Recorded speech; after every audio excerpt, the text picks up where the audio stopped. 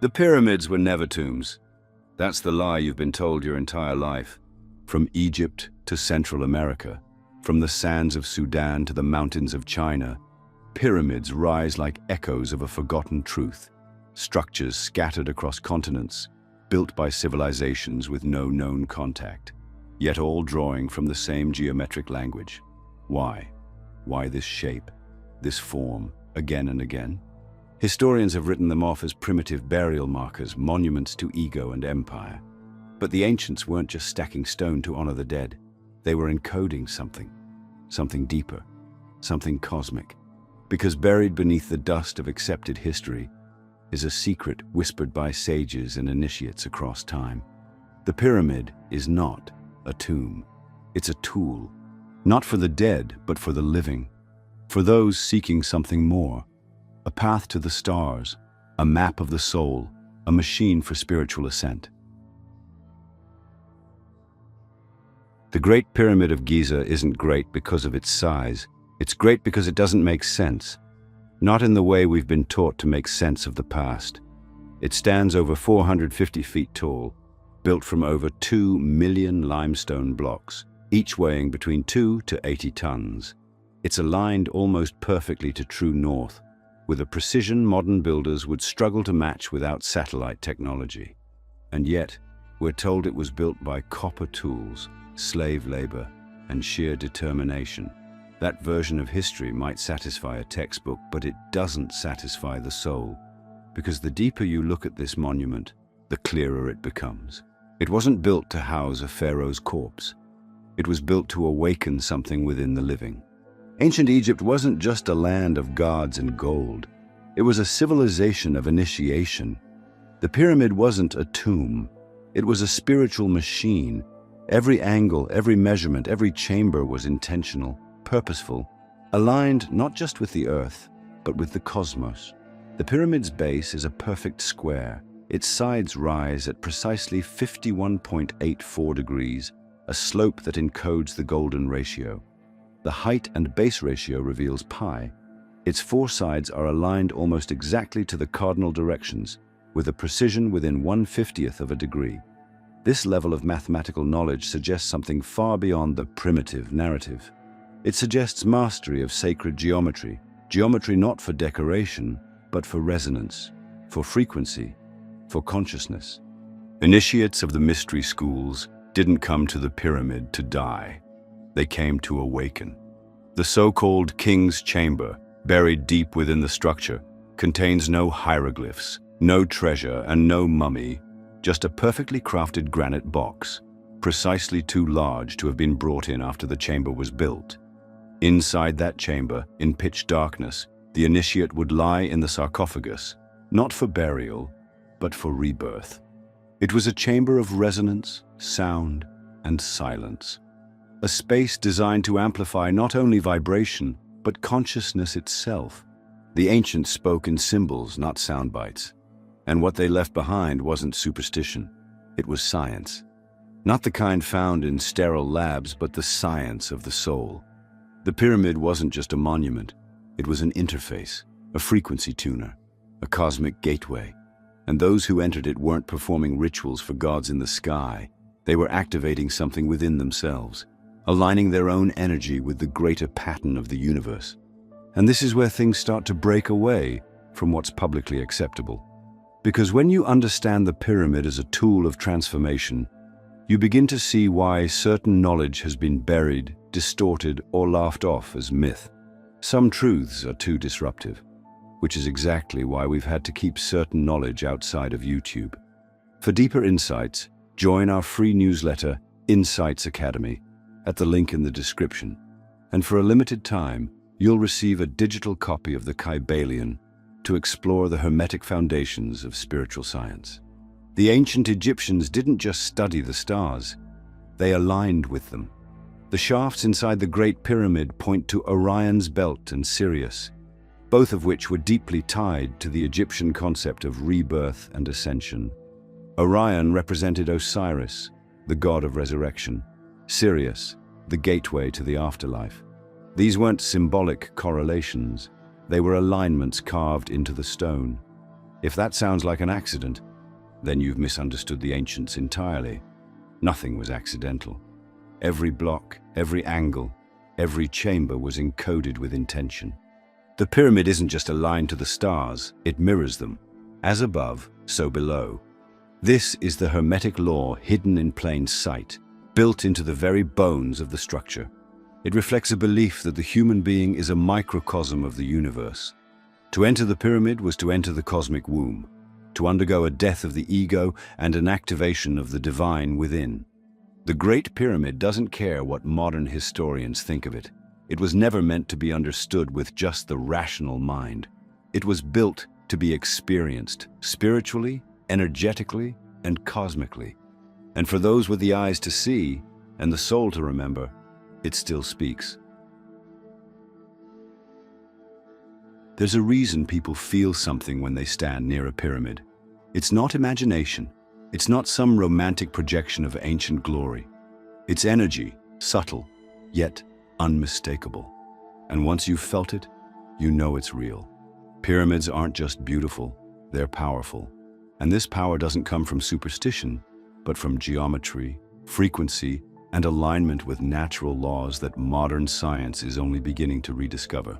Across countless traditions and cultures, the pyramid is described not as a monument, but as a living technology. Ancient yogis spoke of prana, Chinese masters of qi, Wilhelm Reich of orgone. These weren't different energies. They were different names for the same life force, the same invisible current that animates all living things. And the pyramid, by design, was built to harness it. Its shape isn't just symbolic, it's functional. The wide base collects energy from the earth. The apex concentrates and directs it upward, toward the cosmos. It becomes a conduit, a funnel, a bridge. Even outside of ancient lore, countless experiments, though rarely accepted in mainstream science, have shown the strange effects of pyramid structures.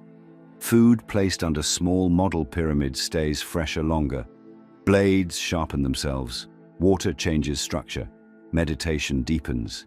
People report feelings of peace, clarity, altered states of awareness. Something happens inside the geometry. It's not hocus pocus, it's resonance. The Russian scientist Alexander Golod built massive fiberglass pyramids across Russia in the 1990s and studied their effects. The results were baffling. Seed germination improved. Immune responses strengthened. Radioactivity levels dropped. Some even claimed that the surrounding atmosphere shifted, less turbulence, more balance. The findings were dismissed by institutions, of course, not because they lacked data, but because they lacked permission. Knowledge that challenges the consensus view often finds itself quietly shelved or ridiculed. But the evidence has always been there, for those willing to look past what's acceptable. If you've ever meditated inside a pyramid-shaped structure, or even under a model pyramid, you may have felt it for yourself. Thoughts slow. The body becomes lighter. A subtle hum begins to rise in your awareness, like you're being tuned. That's not a coincidence. It's coherence. The pyramid shape creates an energetic field, a standing wave that aligns your inner rhythm with the pulse of the earth and the cosmos. It's sacred geometry in action, resonance that transcends the visible. And what does this mean for consciousness? Everything. Because consciousness is not just a byproduct of the brain. It's a frequency, a field that can be amplified, tuned, and expanded. This is why so many initiates throughout history entered pyramids not as tourists, but as seekers. The pyramid was a chamber of activation. Not everyone was allowed in. Only those who had prepared themselves spiritually, mentally, energetically, were guided inside. And once inside, they didn't come out the same. To understand this is to see the pyramid not as an object, but as an interface. It's where the human meets the cosmic, where thought touches light, where the boundaries of self dissolve, and what remains is a quiet, expansive knowing. Some might call it God, others, Source, the All, the One. But the name doesn't matter. The experience does. When Thoth spoke of frequency and vibration, he wasn't being poetic. He was offering a key. He who understands the principles of vibration has grasped the scepter of power, he said. Not a metaphorical scepter, but the real power to align one's consciousness with the laws of the universe. And the pyramid, by its shape and orientation, was the throne from which that power could be accessed. What happens when a person lies still in a pyramid? Breath slows, thoughts soften, and awareness rises. What ancient initiates knew, what modern seekers are rediscovering, is that consciousness can travel. It can expand. It can leave the body, access higher realms, and return with insight. Not fantasy, not hallucination, but a deliberate, practiced, sacred art of inner navigation. The pyramid then becomes the ship, and the soul, the traveler. We are only beginning to scratch the surface of what the ancients understood fully. And while modern science continues to laugh at what it doesn't understand, more and more are waking up, not through data, but through direct experience. You don't need to be in Egypt to feel it. You only need awareness, intention, and the willingness to question everything you've been taught about what's real. If pyramids were just local expressions of power, then why do they appear everywhere? Why does the same form, the same stepped or pointed structure, rise out of jungles, deserts, mountains, and islands, all across the world? From the colossal temples of Teotihuacan to the megalithic mounds of China, from the submerged pyramids near Japan's Yonaguni to the forest-covered ruins of Cambodia's Ko Kher, this shape repeats with a precision and purpose too consistent to ignore. These weren't cultural coincidences. They were spiritual blueprints, signs of a global intelligence lost to time but not to memory. Historians will say it's convergent evolution, that civilizations simply arrived at the same design by necessity. But how many coincidences does it take before a pattern becomes undeniable?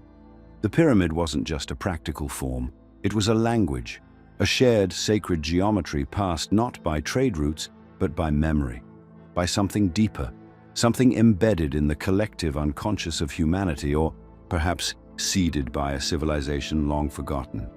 Look at the layout of Teotihuacan in Mexico and compare it to the layout of the Giza Plateau in Egypt. The similarities in proportions, orientations, and alignments are more than curious. They suggest a common code. The three pyramids at Giza are laid out to mirror the stars of Orion's belt. The same pattern appears in the layout of Teotihuacan's pyramids.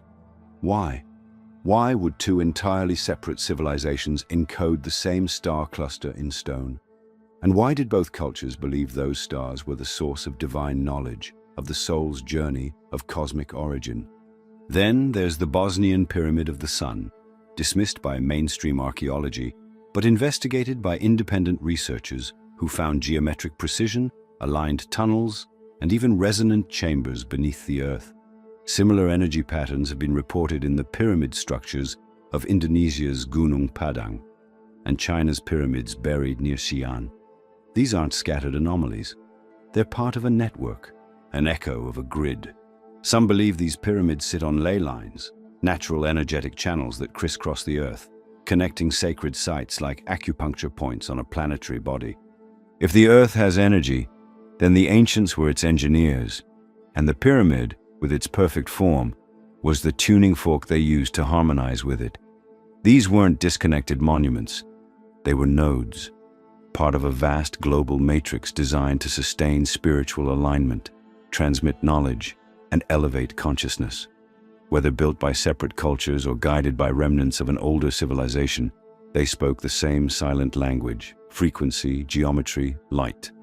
Many esoteric traditions suggest this network is what remains of a pre-flood, pre-recorded history civilization, often called Atlantis or Lemuria, though names matter less than the principle. That an advanced spiritual culture once spanned the globe, and when it fell, fragments of its wisdom were encoded in stone. The survivors didn't build monuments to remember, they built them to preserve. The pyramids weren't just historical, they were technological. Not machines in the modern sense, but harmonics-based architecture, designed to last beyond time and tell a story to those who could still hear it. Think of it like a spiritual emergency system. When consciousness fell, when memory faded, when knowledge was fractured and rewritten by empire and dogma, the pyramids remained. Quiet, unmoving, undeniable. Not just to impress the eye, but to stir the soul. To whisper, "You are more than this moment. You are part of something older, wiser, cosmic." The pyramid's purpose was never local. It was planetary. Modern maps can't explain it, but ancient knowledge can. In the teachings of Thoth, in Vedic cosmology, in the oral traditions of the Hopi and the Dogon, there are stories of sky beings, star knowledge, sacred architecture. Myths, yes, but myths that align with the science hidden in stone. When stories from opposite sides of the world match the math and orientation of structures built thousands of years ago, it stops being coincidence and becomes code. And perhaps that's the key. The pyramids are not just symbols of something lost. They are reminders of what still lives within us. A memory of unity. A knowing that once, humanity saw itself not as divided by nations or cultures, but as one species, walking together in rhythm with the cosmos, building not to dominate, but to remember. Long before Egypt rose from the sands, long before the first stones of Giza were laid, there are whispers, echoes in the mythologies of nearly every ancient culture, of a civilization that came before, Atlantis. A name dismissed by academics as fantasy, yet preserved by philosophers, mystics, and initiates as memory. Plato spoke of it not as legend, but as history passed down through priestly lineage. A powerful civilization, advanced in both science and spirit, that fell due to its pride. But not all was lost. Some survived. And according to esoteric tradition, they didn't just wander into obscurity, they carried with them a purpose. To seed the earth with the knowledge of what once was, in hopes it might one day rise again. That knowledge, it is said, was encoded in stone, in form, in pyramids. To understand the Great Pyramid, or any pyramid, as a spiritual technology is to accept the possibility that its builders weren't just early dynastic Egyptians, that they were inheritors of a blueprint, one older than recorded history, one whispered by survivors of a cataclysm that wiped memory from the world. The legend goes that the survivors of Atlantis did not try to rebuild what was lost, but to preserve what mattered most, the science of the soul. They did not store it in books, which could burn, or in speech, which could be twisted. They carved it into the most enduring material they could find, geometry. The pyramid was their language, not of words, but of principles. The triangle, 3 sides, 3 points, symbolized balance. Body, mind, and spirit. Base and apex mirrored the descent and return of consciousness. The square base grounded energy in the physical plane, while the ascending lines represented the rise toward divine understanding. These weren't metaphors, they were mechanics. The form itself held the secret. A resonance chamber, a cosmic conductor, a stabilizer of energy and intention. Many believe the Great Pyramid was never meant to be built with the tools and methods history suggests. The joints between its stones are so precise, not even a razor blade can slide between them. The foundation was laid with an understanding of the curvature of the earth. The internal shafts are aligned with specific stars. These are not features of a tomb. They are instructions, algorithms in architecture. To build a pyramid like this requires more than muscle. It requires memory of mathematics, magnetism, consciousness, and cosmos. And this is where Thoth enters, again. Known in other traditions as Hermes Trismegistus, Enoch, or even Ningish Zida, Thoth is said to have brought this knowledge from Atlantis to Egypt, not as myth, but as encoded instruction. The emerald tablets attributed to Thoth don't speak of rituals and worship. They speak of energy, frequency, transmutation, the soul's journey beyond the body. They speak of the halls of Amenti, of stars as gateways, of ascending through vibration. And the pyramid, according to these teachings, was the vehicle. The builders weren't just architects, they were initiates. Each stone placed not only with precision, but intention. Each angle aligned not just to the stars, but to harmonics. The pyramid wasn't meant to be understood. It was meant to be experienced. Because what it offers is not intellectual, it's transformational. You don't learn it, you remember it. When you walk near it, when you sit within it, something in your cells stirs. A code, a knowing, a whisper of something ancient that still lives in your bones. The Atlantean theory isn't just about origins, it's about purpose. If the pyramid was passed down, preserved, protected, it's because those who remembered knew its time would come again, a time when the world would forget what it means to be aligned, when technology would outpace wisdom, when spirit would be traded for systems, and in that time, the pyramids would remain, waiting, anchors of truth in a sea of confusion. To dismiss Atlantis is to dismiss half of Earth's memory, but to entertain it, even slightly, is to open a door, one that reveals the pyramid not as a monument to the past, but as a message for the future. Not a riddle to be solved by archaeologists, but a frequency to be felt by those ready to remember who they really are. And perhaps that's why they still stand, not as relics, but as reminders. Step inside the Great Pyramid and everything changes. The air thickens. Sound behaves differently. There's no decoration, no ornate carvings, no grand inscriptions celebrating kings or conquests, just stone, cold, precise, intentional, and deep within 3 chambers, the so-called King's Chamber, Queen's Chamber, and the subterranean chamber beneath it all. To call them burial rooms is not only reductive, it's misleading. No body has ever been found inside, no remnants of a royal funeral. What has been found instead is resonance, stillness, an energy that hums beneath the silence. These weren't tombs, they were stages, stations, chambers of transformation. The King's Chamber is a space unlike any other. Its walls are made from massive blocks of red granite, a material known to conduct and amplify energy. The chamber itself is constructed with incredible precision, perfect dimensions, seamless joints, a flatness of stone that rivals modern machining. And at the heart of this room lies the sarcophagus, an empty stone box, unmarked, unadorned, and too large to have been brought in after construction. It was built in, not to house death, but to trigger rebirth. This chamber was a resonance chamber. Modern experiments have shown that certain frequencies, particularly around 111 Hz, naturally emerge within the space. And 111 Hz is no arbitrary number. It's been linked to brainwave states associated with trance, meditation, and heightened awareness. Monks chant in that range. Ancient instruments resonate near it. The King's Chamber seems designed to create an environment where the body stills and the mind opens.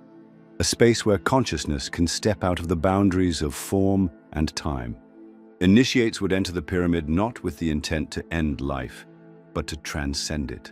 The act of lying in the sarcophagus was symbolic, an ego death, a shedding of the false self. They would enter darkness, silence, and solitude to face themselves. Some describe it as a form of vibrational alchemy, using the energetic properties of sound and geometry to shift the initiate into altered states.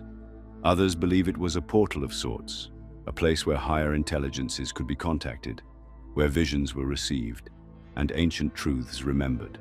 The grand gallery leading to the chamber wasn't just a hallway, it was a corridor of preparation. Its sloped ceiling and tight acoustics suggest it too, played a role in frequency control. Imagine a procession of initiates moving through that space, chanting, carrying torches, each step echoing upward, the sound building toward a crescendo that would meet the initiate as they lay in wait. This wasn't a ceremony, it was technology, the technology of the soul. The Queen's Chamber, curiously positioned lower and off-center, presents its own enigma. Some believe it served as a balancing force, a chamber that harmonized masculine and feminine energy. Others say it was a chamber of breathwork or sound healing. Its geometry is softer, less grand, but no less precise. Together, these spaces create a triad: descent, initiation, and emergence, a physical map of spiritual evolution. And then there's the subterranean chamber, cut deep into the bedrock, rough and unfinished. It's raw, primal, almost unsettling. It's believed to represent the underworld, the unconscious mind, the beginning of the journey inward. The initiate would descend here first, to confront their shadow, their fears, their limitations. Only then could they rise. The pyramid wasn't a place of worship, it was a place of becoming, and each chamber was a step in the journey: descent, stillness, activation, ascension. The transformation wasn't symbolic, it was real. Initiates would spend days within these spaces, fasting, breathing, meditating. Some would experience visions, others would have out-of-body experiences, and a few would emerge changed, vibrating at a different frequency, their consciousness stretched beyond the human norm. This was the heart of ancient initiation, not reading sacred texts, but becoming them, not studying the stars, but traveling to meet them. The pyramid was the temple, the chamber, and the doorway. Its power wasn't in its stone, but in the way it interacted with spirit. And those who understood it didn't just enter, they aligned, they remembered. To understand the pyramids as more than stone, you have to understand the mind that designed them. And no figure is more central to that mystery than Thoth, known in Egypt as Jehuti, and later in the Greco-Roman world as Hermes Trismegistus. Thoth was more than a god of writing or wisdom. He was the keeper of sacred knowledge, the architect of divine order, scribe of the gods, master of time, guardian of the soul's path through dimensions. He wasn't worshipped as a deity in the modern sense, but revered as a consciousness, a force, a frequency, manifested in human form. According to ancient teachings, Thoth didn't just bring language and mathematics to Egypt, he brought the structure of reality. He encoded the principles of the universe in symbols, geometry, and story. And nowhere is this more evident than in the Emerald Tablets, a set of esoteric writings attributed to him, said to contain the deepest secrets of space, time, energy, and the soul. These texts speak of multidimensional travel, the immortality of consciousness, the hidden planes of existence. But they're not myths, they're maps. Thoth wrote that he built the Great Pyramid not as a tomb, but as a portal, a frequency generator designed to awaken those ready to walk the path of light. And beneath it, beneath the pores of the Sphinx itself, he claimed to have hidden the Hall of Records, a chamber said to contain the full history of humanity, not as written scrolls, but as vibrational imprints. A library of consciousness, accessible only to those who resonate at the correct frequency. Some believe it's still there, untouched, buried in secrecy. Others say it exists outside of linear time, available only through inner work. The Emerald Tablets go deeper than mere symbolism. They speak of the laws of one, of vibrational mastery, of the balance between the seen and unseen. Thoth describes how he traveled to distant star systems, how he taught the sons of men the secrets of becoming gods. He explains how thought creates reality, how frequency governs form, and how the soul is an immortal fragment of the all. These aren't fables, they are instructions, disguised in metaphor, protected in myth, waiting for those with ears to hear. And why was it hidden? Because knowledge is power, and power without readiness becomes destruction. The teachings of Thoth were never meant for the masses. They were guarded, passed through initiation, encrypted through symbol and story. Because what they offer is not intellectual stimulation, but transformation. To read the Emerald Tablets with an open heart and prepared mind is to be changed. They do not inform, they activate. Think about it. A global network of pyramids, a geometry that appears across continents, a text that speaks of resonance, energy, and light-body travel. A chamber said to exist beneath one of the most iconic monuments on Earth, and a being, perhaps human, perhaps more, who claimed to have lived for thousands of years, guiding civilizations through cycles of awakening. Are these scattered coincidences, or fragments of a truth long buried? Even today, seekers around the world report visions, dreams, and downloads after deep study of Thoth's teachings. Some describe meeting him in meditation. Others speak of accessing spaces that defy explanation, timeless, expansive, filled with symbols they've never seen yet somehow understand. The pyramid, the tablets, the Hall of Records, they are not just relics of an ancient past. They are keys to a present that most have forgotten and a future waiting to be remembered. Thoth taught that the body is but a vessel, that death is but a doorway, and that time is an illusion created by consciousness. He taught that the soul, when aligned with truth, can transcend all limitations, and that the pyramid, when activated, becomes a gateway, not just to the stars, but to the highest self. The question isn't whether the Hall of Records exists beneath the Sphinx. The real question is whether it exists within you. Because perhaps the ultimate initiation is not found in stone, but in stillness, not in chambers, but in consciousness. And perhaps Thoth, the eternal scribe, still waits, not to be worshipped, but to be heard. The official story of the pyramids is tidy, convenient, and deeply incomplete. Textbooks will tell you they were built as tombs by primitive societies using crude tools and slave labor. They'll give you timelines that shift with each new discovery, but somehow always reinforce the same core narrative. Ancient people were clever, but not too clever. Sophisticated enough to stack millions of stones with absurd precision, but not advanced enough to leave a single mummified body in the so-called tombs. We're told to accept contradictions, ignore anomalies, and dismiss anything that doesn't fit the model. And if you question it, you're labeled a conspiracy theorist, a dreamer, a spiritualist chasing shadows. But the truth doesn't mind being questioned, only lies do. What's rarely acknowledged is how much of ancient history is based on assumption, not evidence.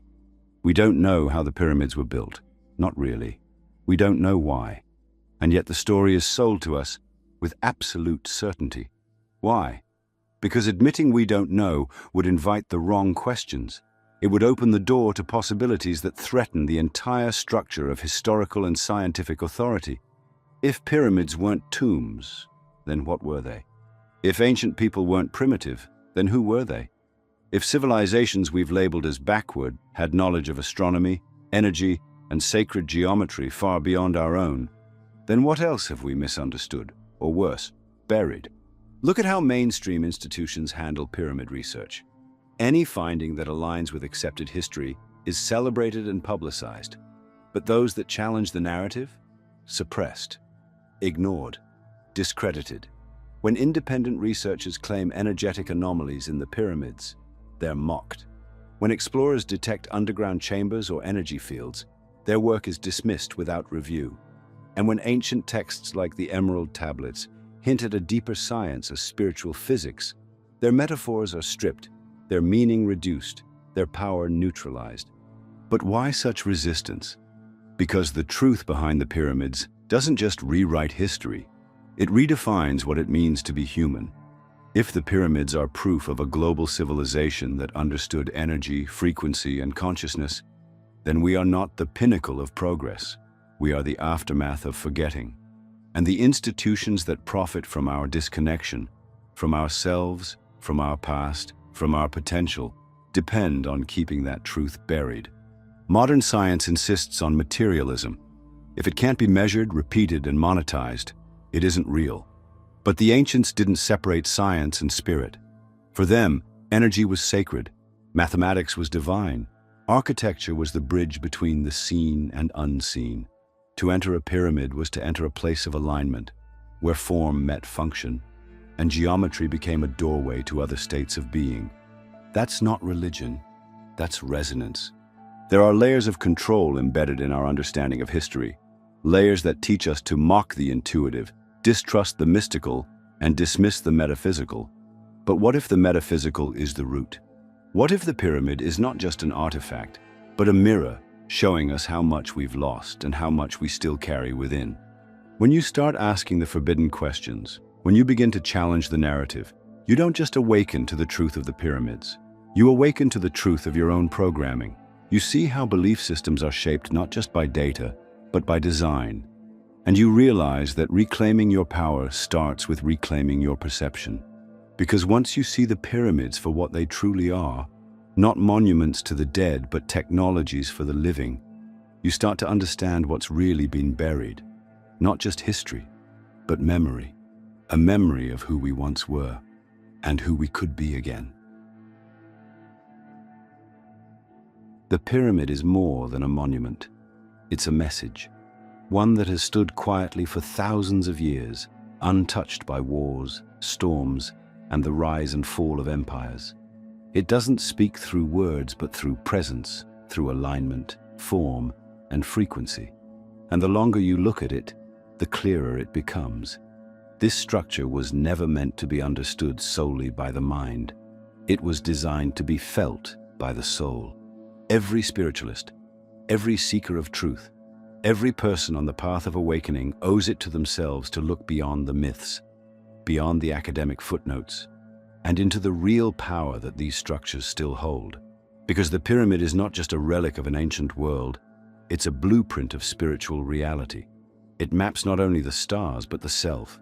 It holds the key to understanding your energy, your consciousness, your connection to something far greater than what the modern world wants you to believe is possible. The triangle, the most stable shape in geometry, represents more than physical balance. In spiritual terms, it's the trinity that exists within you: body, mind, and spirit. The base is your foundation, grounded in the earth. The apex is your higher self, pointing to the cosmos. And the journey from base to tip is the path of every seeker, the ascent toward truth, toward remembrance, toward light. The pyramid is a mirror, not just of the universe, but of you. Modern spirituality often leans heavily on abstract ideas, vibrations, manifestation, alignment. But the ancients didn't just talk about these concepts. They built them. They shaped stone to reflect spiritual truths that could outlast language, translation, even civilization itself. When you understand this, meditation becomes more than relaxation. Breathwork becomes more than a practice. They become tools of realignment, just like the pyramid. They become your own inner technology, harmonizing your frequency with that sacred geometry. And that's what the pyramid teaches. Spirituality isn't something to believe in, it's something to become. It's physics, resonance, intention, embodied in form. It's not an escape from the body or this world, but a return to right relationship with them. A remembering that you are a multidimensional being capable of accessing more than you've been told, more than you've been shown, more than you've dared to imagine. This is why it matters now, more than ever. Because the world is loud with distraction. It's overflowing with noise, with urgency, with fear. But the pyramid stands in silence. It doesn't beg for attention. It invites remembrance. And in that stillness, it reminds us of what we've forgotten in the chaos of modern life. That spiritual awakening isn't a new age trend. It's an ancient science, a timeless truth, a sacred path once walked by those who built with intention, lived with awareness, and saw the soul not as separate from the world, but as the very reason it exists. When you meditate inside a pyramid, or even beneath a model shaped in its form, something happens. Your body relaxes, your breath slows, and your awareness begins to stretch. You're no longer just sitting in a room, you're entering a field, a geometry that holds you, aligns you, amplifies you. And in that space, you realize something profound. This isn't imagination. This is a memory. You've done this before. Perhaps not in this life or this form, but your soul remembers. This is why spiritualists must understand the pyramids, because they're not about the past. They're not about stones and pharaohs. They're about you, your energy, your evolution, your reconnection to what is eternal and true. They hold the wisdom that every seeker is searching for, the knowledge that awakening is not a destination, but a process, one that was encoded into stone, not to be worshipped, but to be activated. And if you're not exploring this, if you're only scratching the surface of your practice, without tapping into the structures that were literally built to raise your vibration, then you're missing a core piece of the puzzle. A piece that doesn't just enhance your path, but changes it completely. We were never meant to forget. That's what the pyramids whisper when you stand before them in silence. We were never meant to lose the language of frequency, the rituals of alignment, the deep knowing that the universe is alive, and that we are made of the same substance. But something happened. Over time, layer by layer, the sacred was buried beneath dogma, conquest, distraction, and disconnection. The spiritual technologies that once guided humanity were reduced to myths, their meanings distorted, their functions dismissed. The pyramid didn't lose its power. We lost our ability to see it, but not entirely. That knowing still lives inside you. It's there in the pull you feel when you see those perfect lines cutting against the sky, in the quiet awe that rises, unprovoked, in the presence of ancient stone, in the instinct that tells you these structures aren't just old, they're alive, they're waiting, because the pyramid is more than a shape. It's a symbol of what we used to be, and what we can become again. This isn't about nostalgia. It's not about romanticizing the past or worshiping ancient monuments. It's about waking up to what's been lost and taking responsibility for remembering. The pyramid doesn't belong to Egypt or to history. It belongs to the human soul. It's a map, a mirror, a machine. It teaches us that structure can hold energy, that geometry can guide consciousness, and that spiritual awakening isn't random, it's engineered, built intentionally, step by step, with awareness as its foundation. When we say reclaim the lost science of the soul, we're not talking about rituals or belief systems. We're talking about a return to the principles that were once understood so clearly that they were built into stone. Harmony, balance, vibration, alignment with the stars, respect for the earth. These were not abstract ideals, they were practical tools, and the pyramid encoded them all. It's not just an object of reverence, it's a template, a call to rebuild, not in stone, but in ourselves.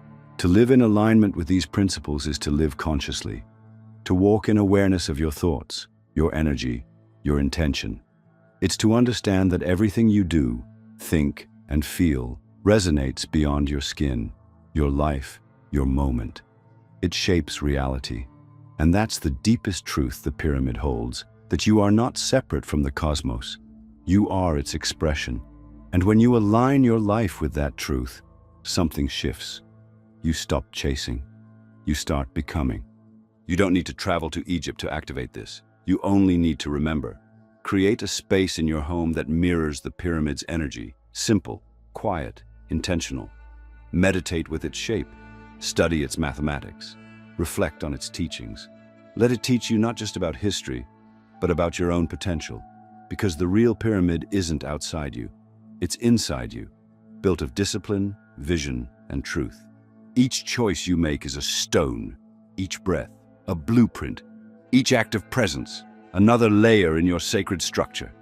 This is the evolution the ancients pointed to, not machines or algorithms, not escape to the stars, but the inward journey, the return to coherence, a civilization that remembers how to live in harmony with the invisible laws that shape the visible world. The pyramid then becomes prophecy, a monument not to death, but to becoming, a message carved in geometry: awaken, align, ascend. And if you've made it this far, you know this knowledge matters. You feel it. But there's far more than we can share here. If you're not in our free newsletter, Insights Academy, yet, you're missing the deeper layers. Sign up using the link below and receive a digital copy of The Kybalion, a gateway into the hermetic mind that shaped this wisdom for a limited time. If the world forgets again, the pyramids will still be here, silent, watching, waiting for those ready to remember. Because the greatest truths can't be erased, they can only be rediscovered. And maybe that's why you're here now. To awaken not just for yourself, but to help rebuild the new world that remembers what the old world forgot. If this video resonated with you, let us know by commenting, "I understood it."